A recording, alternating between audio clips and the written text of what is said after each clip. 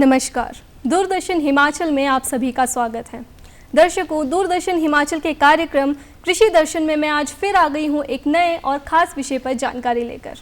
आज के हमारे कार्यक्रम का विषय है हिमाचल प्रदेश के जनजातीय व ग्रामीण क्षेत्रों में भेड़ पालन मुख्य व्यवसाय।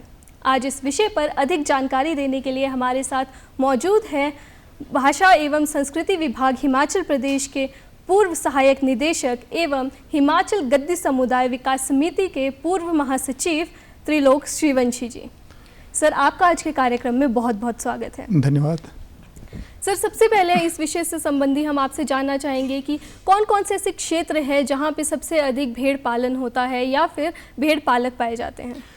हिमाचल प्रदेश के ग्रामीण और जनजातीय क्षेत्र में भेड़ पालन एक मुख्य व्यवसाय है और लोगों की आजीविका का भी मुख्य एक साधन है। हिमाचल प्रदेश में दो किस्म की भेड़ बकरियों का पालन किया जाता है, जिसमें से एक गद्दी नस्ल है और दूसरी जो रामपुर बुशहरी। गद्दी नस्ल की भेड़ और बकरियां जो हैं वो चंबा, कांगड़ा, कुल्लू, लाहौल स्पीति और मंडी जिला में पाई जाती हैं, पाली जाती हैं। और बुशहरी किस्म की जो भेड़ और बकरियां हैं वो रामपुर बुशहर में, शिमला के दुर्गम क्षेत्रों में और रोहड़ू, किन्नौर इत्यादि क्षेत्रों में इनका भेड़ पालन किया जाता है। जी। तो सर, ऐसी क्या इनमें विशेषताएं हैं या ऐसी क्या खासियत है इन किस्मों में जो कि इन क्षेत्रों में सिर्फ इन्हीं भेड़ों और बकरियों का पालन किया जाता है? नहीं, ऐसा कुछ भी नहीं है। ये जो भेड़ पालक हैं, जैसे भरमौर के भेड़ पालक जो है माइग्रेट करते हैं वो लाहौल स्पीति की तरफ और सर्दियों में नीचे आ जाते हैं। वैसे ही ये जो रामपुर बुशहर की जो भेड़ पालक हैं अपने भेड़ बकरियों के साथ कभी ये किन्नौर जाते हैं, कभी ये रोहड़ू जाते हैं, तो कभी ये सिरमौर के क्षेत्र की तरफ जाते हैं। तो वहाँ के जलवायु के साथ जो है भेड़ बकरियाँ जो है उसी मतलब किस्म की बन जाती हैं। जी। तो हिमाचल प्रदेश में कितना ऊन का उत्पादन होता है, क्योंकि भेड़ और बकरियों का जैसे काफ़ी प्रसिद्ध है आपने कहा? हाँ, हिमाचल प्रदेश में इस समय लगभग 15 लाख किलो ऊन का उत्पादन किया जा रहा है। और हमारी ऊन, हिमाचल प्रदेश की जो ऊन है, भेड़ों की ऊन जो है न केवल देश में अपितु विदेशों में भी अपनी जो है मार्केट बनाए हुए हैं। विशेषकर जो पश्चिम देशों में हमारी जो हिमाचल प्रदेश की भेड़ों की ऊन जो है निर्यात की जा रही है और अच्छी खासी मार्केट वहाँ पर बन चुकी है। जी। तो अगर हम एक भेड़ की बात करें तो एक भेड़ से हमें लगभग कितनी ऊन प्राप्त हो जाती है? नहीं, ये डिपेंड करता है। जैसे मेरीना भेड़ है उसकी ज़्यादा है और दूसरी भेड़ें जो उनमें कम निकलती है और साल में 2 बार इनका जो है हम ऊन निकालते हैं और कई क्षेत्रों में 3 बार भी निकाली जाती है। जी। और वो क्षेत्र कौन कौन से होंगे सर जिनमें 3 बार भेड़ों की ऊन निकाली जाती है? नहीं, दोनों में ही है। जैसे कि आप कांगड़ा भी हैं भी और सिरमौर वगैरह भी हैं। जो कांगड़ा के जो है या भरमौर के जो हैं ये माइग्रेट होते हैं, कुल्लू की तरफ भी होते हैं, सिरमौर की तरफ भी होते हैं, लाहौल स्पीति की तरफ भी होते हैं। जी। तो सर, कितनी भेड़ और बकरियां हिमाचल में पाई जाती हैं और ऐसे कितने परिवार हैं जो इस व्यवसाय से जुड़े हैं? इस समय जो है हिमाचल प्रदेश में लगभग 12 लाख बकरियां हैं और 7,96,345 जो है पशुधन गणना के अनुसार जो है भेड़ें हैं और लगभग 30-35 हज़ार जो परिवार हैं इस व्यवसाय के साथ जुड़े हुए हैं। ये इसमें सबसे अधिक जो परिवार जुड़े हुए हैं गद्दी समुदाय से संबंध रखते हैं, जो कांगड़ा और चंबा में अपना निवास करते हैं। इसके अतिरिक्त जो है रोहड़ू, रामपुर और किन्नौर में भी मतलब भेड़ पालन के काफ़ी परिवार जो है इस व्यवसाय के साथ जुड़े हुए हैं। जी। तो सर, जैसे आपने गद्दी समुदाय की बात की, आप खुद गद्दी समुदाय से जुड़े हैं जी। तो पहले इसका चलन बहुत ज़्यादा था गद्दी समुदायों का, पर अब अगर आज के समय में देखा जाए तो इसकी संख्या काफ़ी कम हो गई है। तो इसका मुख्य कारण क्या है? इसका कारण है कि दैनिक जो हमें समस्याओं का सामना करना पड़ता है, उस कारण जो है हमारी आगामी पीढ़ी जो विमुख होती जा रही है। पहले तो होता था बहुत हर परिवार एक के पास अपना माल हुआ करता था। अब इस धीरे धीरे छूट रहे, जैसे कि अब चारगाहों पे पर काफ़ी बैन हो गया है, परमिट नहीं मिल रहे हैं, पुराने परमिट जो है रिन्यू नहीं हो रहे हैं और नए परमिट जारी नहीं किए जा रहे हैं। इसके आपदाओं का प्राकृतिक आपदाओं का जो प्रकोप झेलना पड़ता है और चोरियों का डर रहता है। जैसे आवागमन में जब प्रवास करते हैं हमारे जो भेड़ पालक हैं, तो आवागमन के समय जो है सड़कों पे जा रहे होते तो चोरी का डर होता है। लोग जो चोर हैं वो बैन में डालकर भेड़ बकरियों को मतलब चुरा लेते हैं। और भी कई बहुत समस्या हैं जिस कारण जो है हमारी आगामी पीढ़ी जो विमुख हो रही है। लेकिन प्रयास है आगे आगे की, मतलब हमारा यही प्रयास है, चाहे हमारी समिति है चाहे सरकार है, हम इसके प्रेरित कर रहे हैं कि अधिक से अधिक जो है इस पालन को, व्यवसाय को अपनाए। जी, तो जैसे आपने कहा कि चारागाहों में परमिट नहीं मिलते हैं, तो जिनको परमिट नहीं मिल रही है और वो रिन्यू भी नहीं हो रहे हैं, तो जो भेड़ पालक है वो किस तरह से प्रबंध करते हैं भेड़ों के चरने का या भोजन का? जैसे जो जंगलात के एरिया हैं, वन के एरिया हैं, वहाँ पर कुछ पुश्तैनी जो है पैतृक जो थे इनकी अपनी चारागाहें हुआ करते, जिसका ठेका वगैरह करते, जिसके परमिट प्राप्त करते थे ये लोग। अब परमिट वो रिन्यू नहीं कर रहे हैं, कई हो रहे हैं कई नहीं हो रहे हैं, और नए जो परमिट जारी नहीं किए जा रहे, फिर भी लोग पहाड़ों में जा रहे हैं। और जहाँ पर ऐसा कोई बैन नहीं है या लोगों के खेतों में जाते हैं, पर खेत में लोगों को इससे फ़ायदा भी मिलता है, उन्हें खाद भी मिलती है जी। और ऐसे अपना जीवन यापन कर रहे हैं जी। तो जैसे आपने बात कर दी खाद की, तो हमें पता है कि भेड़ों से ऊन हमें प्राप्त होती है, तो ऊन के अलावा और क्या क्या चीज़ों के लिए भेड़ का पालन किया जाता है? कौन कौन से उत्पाद हमें भेड़ पालन से तो ऊन तो है ही है, इसके अतिरिक्त खाद का है, इसके अतिरिक्त जो इनका मांस है, 1 वर्ष से जो नीचे मेमने होते हैं उनका मांस होता है, 1 वर्ष के ऊपर इसको मटन जो है सप्लाई होता है जी, है ना। तो सर इसमें ऊन जो हमारे भेड़ पालक है उनको किस चीज़ में ज़्यादा फ़ायदा है? ऊन के रूप में अगर व्यवसाय करें या फिर उसको मांस के रूप में बेचें? ना, फ़ायदा तो दोनों में है। जो अपन माल जब उसके माल की बढ़ोतरी हो जाती है तो उसको बेचते भी हैं, और जैसे मार्केट में बेचते हैं, चाहे वो ख़रीद कर ले जाते हैं, चाहे वो अपने मटन के लिए यूज़ करते हो, चाहे किसी चीज़ के लिए यूज़ करते हो। और हमारे लोगों का ये प्रयास रहता है कि अपने जो धन है, जिसके धन बोलते हैं, जो उसके माल की जो बढ़ोतरी करते हैं वो जी। तो सर जैसे आपने कहा था कि भेड़ पालकों को बहुत सारी समस्याओं का सामना करना पड़ता है, वो मुख्य समस्याएं क्या क्या उनको देखने को मिल रही है, और जब वो एक जगह से दूसरी जगह पे जाते हैं तो उस समय क्या क्या उन्हें दिक्कतों का सामना करना पड़ता है? सबसे बड़ी समस्या जैसे प्राकृतिक आपदाओं का प्रकोप है। अभी पीछे एक ब्रह्मौर में कुक्ति जोत में 400 भेड़ें जो है हिमस्खलन के साथ दब गई थी, 400 भेड़ें खत्म हो गई थी।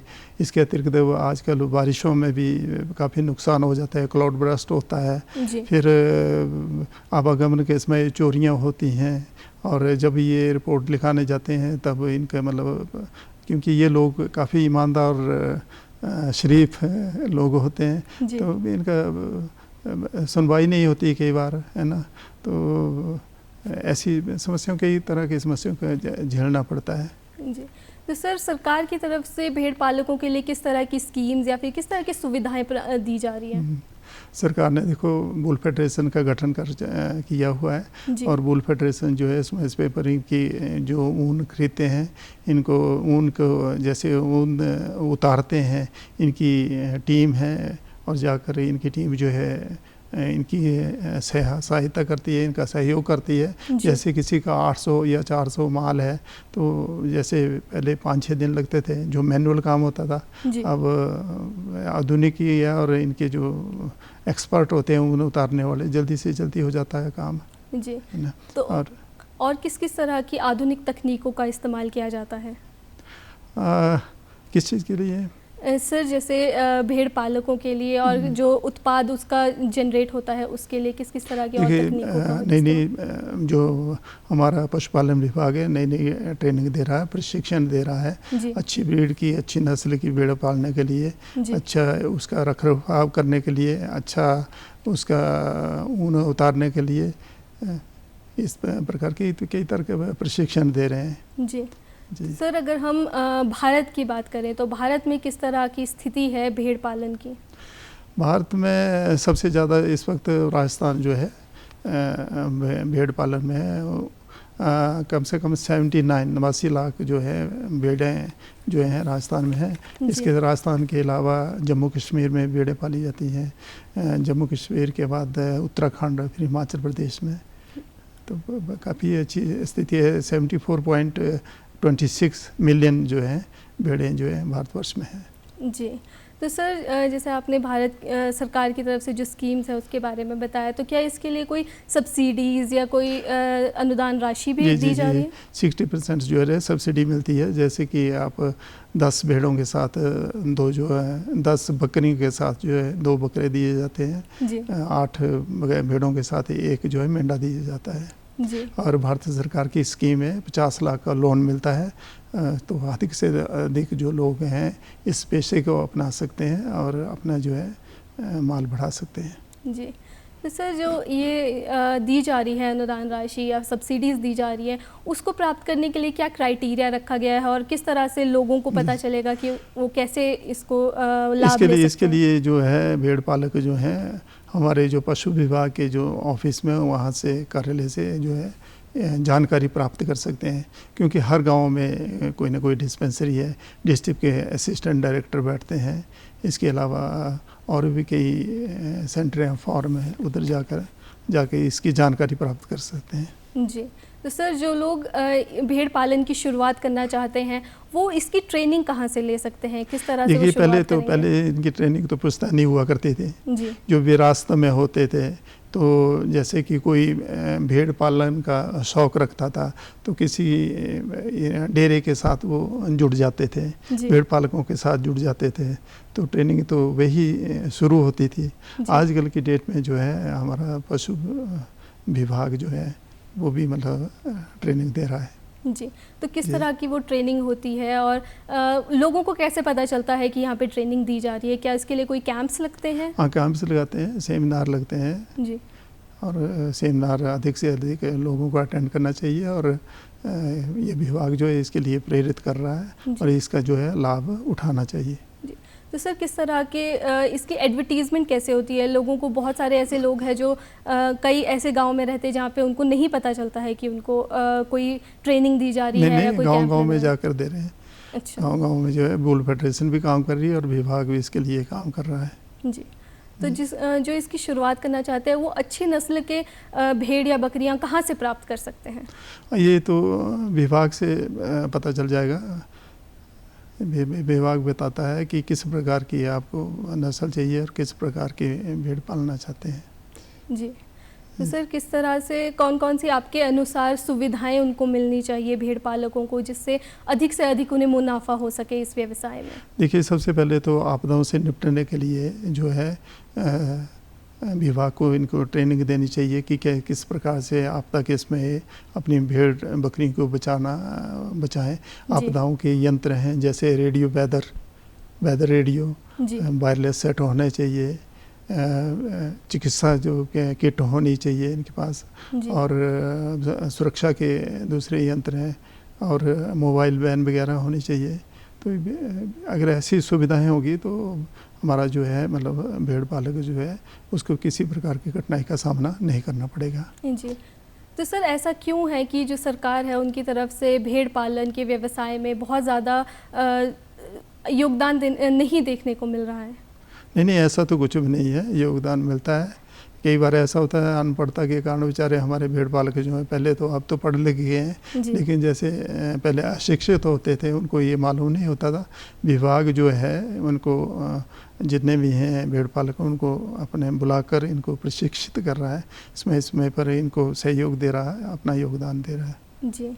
तो सर जो लोग नए जुड़ना चाहते हैं इस व्यवसाय से उनको आप क्या सलाह देना चाहेंगे कि वो किस तरह से ये व्यवसाय कर सकता है और किन चीज़ों का खास ध्यान रख सकता है? देखिए अगर सरकार जो है और विभाग जो है अधिक से अधिक सुविधाएं प्राप्त देगा भेड़ पालकों को तो नई पीढ़ी जो है हमारी जो पुश्तैनी जिनका पेशा है, जो पेशेवर हैं मतलब तो अपने आप जो आगे लोग जुड़ते जाएंगे। जैसे मैंने बताया कि आपदाओं से निपटने के लिए और पुलिस सुरक्षा मिलनी चाहिए। आवागमन के समय जो है हमारी भेड़ों की जो है भेड़ बकरी की चोरी होती है और उनकी सुरक्षा होनी चाहिए, कंट्रोल रूम होने चाहिए, मोबाइल वैन होने चाहिए, तो ऐसी कोई भी समस्या फिर सामने नहीं आएगी जी, जैसे कि सर आप खुद गद्दी समुदाय से जुड़े थे, तो उसमें आपका समुदाय क्या ऐसे कदम उठा रहा है जिससे भेड़ पालकों को कुछ सुविधाएं हो सके या फिर क्या उनके लिए मददगार साबित हो सके? हमारी जो गद्दी संस्कृति ये बहुत ही प्राचीन और बड़ी समृद्ध संस्कृति है जी। हमारा जो समाज है वो पुश्तैनी और पीछे से इस भेड़ बकरियों के पालन से जुड़ा हुआ है। और जैसे कि मैंने पहले बताया कि हमारा जो आने वाली पीढ़ी जो है विमुख इसलिए हो रही थी क्योंकि पहले सुविधाएं नहीं थी, तो एक गैप जैसा आया था। लेकिन अब जो सुविधाएं मिल रही हैं तो हमारे जो है इसके साथ और जुड़ रहे हैं। जी, मतलब भेड़ पालन में लगातार बढ़ोतरी होती जा रही है। बढ़ोतरी हो रही है जी। और युवाओं का इसमें कितना योगदान देखने को मिल रहा है, कितने रुचि देखने को मिल रही है? देखिए हमारे युवा दूसरे व्यवसाय की तरफ भी जा रहे हैं जी। और आधुनिकता के कारण जाना भी चाहिए जी। है ना। और कुछ लोग जो हैं जिनका शौक ही होता है जी, वो तो अभी भी जुड़े हुए हैं। जी बिल्कुल। तो जो लोग हैं वो भेड़ पालक लोग हैं, वो उत्पादों को किस तरह से बाज़ार तक पहुंचा सकते हैं? क्या उन्हें समस्याओं का बाज़ार तक पहुंचाने में सामना करना पड़ता है? वूल फेडरेशन इसीलिए बना हुआ है। वूल फेडरेशन उनकी प्रोक्योरमेंट करता है, लोगों से ऊन खरीदता है, लोगों को अच्छे दाम भी देता है, लोग इनके भेड़ पालकों के ऊन उतारने में भी सहयोग देता है। जी। तो ऐसा कुछ नहीं है और मार्केट में जा रही है। जी, तो किस तरह के प्रबंध करने चाहिए भेड़ पालकों को जिससे अधिक से अधिक लाभ प्राप्त किया जा सके भेड़ों से? मैंने पहले भी बताया आपको, प्रशिक्षण की बहुत ज़रूरी है। विभाग को समय पर भेड़ पालकों को ट्रेनिंग देना चाहिए, उनको प्रशिक्षित करना चाहिए, सेमिनार लगाना चाहिए, कैंप्स लगाना चाहिए, चिकित्सा कैंप लगाना चाहिए। तो अगर ऐसी सुविधाएं मिलती हैं तो हमारा जो भेड़ पालक है जो है अपने इस व्यवसाय से विमुख नहीं होगा। जी, तो सर अगर हम ग्लोबल बाज़ार की बात करें तो वहाँ पे कितनी डिमांड है भेड़ पालन की, या क्या क्या अवसर देखने को मिलते हैं? देखिए इस समय जो है अंतर्राष्ट्रीय स्तर पर भेड़ पालन का सबसे ज़्यादा जो है चाइना में जो है भेड़ बकरी का उत्पादन हो रहा है। जी। वहाँ पर 175 मिलियन जो हैं भेड़ बकरियाँ हैं जी। चाइना में, सिर्फ चाइना में। उसके पश्चात ऑस्ट्रेलिया है और तीसरे नंबर पर जो है भारत है। ऑस्ट्रेलिया में 75.8 मिलियन भेड़ बकरियाँ हैं और जो भारतवर्ष में 74.26 भेड़ बकरियाँ हैं। जी, तो हम ये कह सकते हैं इसके अतिरिक्त यूएसए के टेक्सास में, कोलोराडो में, कैलिफोर्निया में 5.21 जो मिलियन भेड़ें और मेमने हैं।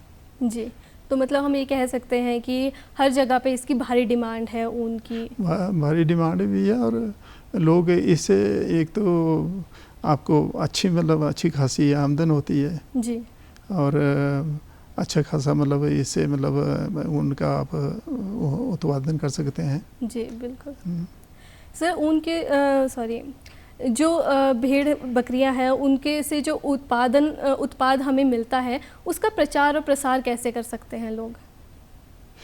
प्रचार प्रसार तो होता ही है, क्या कहते हैं, अब वूल फेडरेशन जैसे मैं बात करी है, मैंने इसकी स्टडी करी थी, तो इनसे ऊन खरीदते हैं और उनके उत्पादन भी बन रहे हैं और एग्जीबिशन भी लगाते हैं। जी। तो आगे मार्केट तक इनकी ऊन को पहुंचाते हैं और हमारी ऊन ना केवल भारतवर्ष में अपितु विदेशों में भी जा रही है। सर जिनके पास कम संख्या में भेड़ें हैं क्या वो भी अपनी ऊन को वूल फेडरेशन में बेच सकते हैं? बिल्कुल बिल्कुल, क्यों नहीं बेच सकते हैं। जी। तो सर मार्केट में और क्या क्या चीज़ें हैं जिसका उत्पादन भेड़ों के उसमें किया जा सकता है? भेड़ों के माफ़ कीजिएगा, भेड़ पालन में किस तरह की चीज़ें हम यूज़ कर सकते हैं? भेड़ पालन के लिए सबसे पहले तो यह है कि मैन पावर होनी चाहिए, है ना, और चारगाहों के परमिट होने चाहिए, आवागमन के साधन होने चाहिए, आवागमन के लिए सुरक्षा होनी चाहिए। तो ऐसी सुविधाएं होगी तो भेड़ पालक जो है अच्छा कर सकते हैं। तो सर, जो लोग शुरुआत करना चाहते हैं उनको किस उम्र के भेड़ बकरियां मेमने का खरीदने चाहिए?